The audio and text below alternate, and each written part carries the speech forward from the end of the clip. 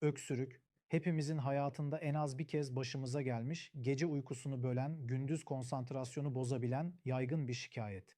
Peki öksürüğe gerçekten ne iyi gelir? Önce bunu bilimsel mantıkla anlayalım. Öksürük, vücudun bir refleksidir. Solunum yollarına giren toz, balgam, mukus veya tahriş edici maddeleri temizlemek için beyin öksür talimatı verir. Bu kötü bir şey değildir. Aksine vücudun savunma mekanizmasıdır. Ancak öksürüğün nedeni grip, soğuk algınlığı, alerji veya irritan madde olabilir ve her durumda yaklaşım farklıdır. Birinci adım hidratasyon. Su içmek sadece boğazı yumuşatmakla kalmaz. Mukusun incelmesini sağlar. Yoğun balgamlı öksürüklerde mukus ne kadar ince olursa vücudun atması o kadar kolay olur.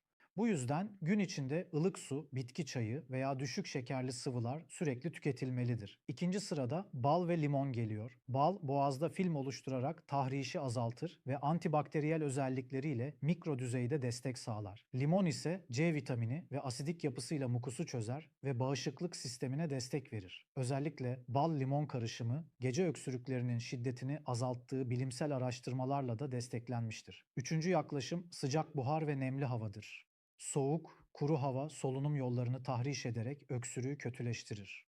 Bu nedenle sıcak duş almak, buhar solumak veya nemlendirici kullanmak hava yollarını rahatlatır. Dördüncü önemli nokta tuzlu su gargarasıdır. Özellikle boğazda irritasyon varsa tuzlu su mikro düzeyde ödemi azaltır ve tahrişi hafifletir. Bu yöntem hem erişkinlerde hem çocuklarda güvenli kabul edilir. Ancak unutmayın, öksürük sebepsiz değildir. Eğer 3-4 haftadan uzun sürüyorsa, nefes darlığı, göğüs ağrısı, yüksek ateş gibi eşlik eden şikayetler varsa mutlaka tıbbi değerlendirme yapılmalıdır.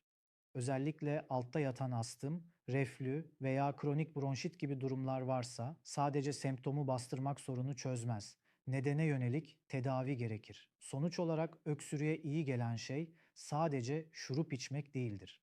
Vücudun savunma refleksini anlamak, nemi artırmak, boğaz tahrişini azaltmak ve gerektiğinde profesyonel değerlendirme almak doğru yaklaşımdır. Basit yöntemler çoğu durumda işe yarar ama tıbbi kırmızı bayraklara dikkat edin.